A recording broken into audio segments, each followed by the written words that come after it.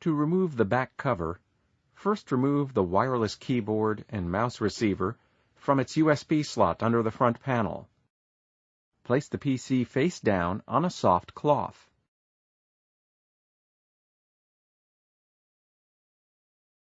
Remove the I/O cover and the I/O cable guide.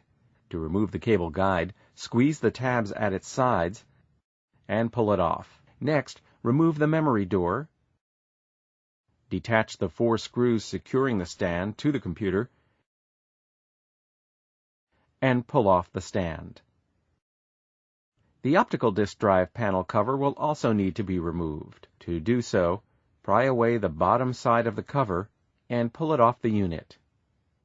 The back cover has several screws holding it in place that will need to be removed, 2 near the optical disk drive, 3 in the I/O area,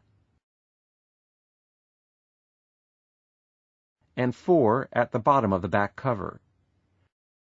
After removing the screws, pull up on the bottom edge of the cover and angle it up before pulling the cover off. The back cover has several tabs along its top edge that fit under a lip at the top inside of the unit.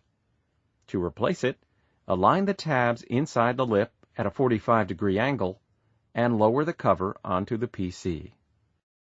Press along the edges of the cover to snap it into place. Replace the 9 screws for the back cover. Replace the optical drive panel cover. To do so, align its tabs into the notches on the system and snap into place. Replace the I/O cable guide by lining it up to its tabs and snapping it into place.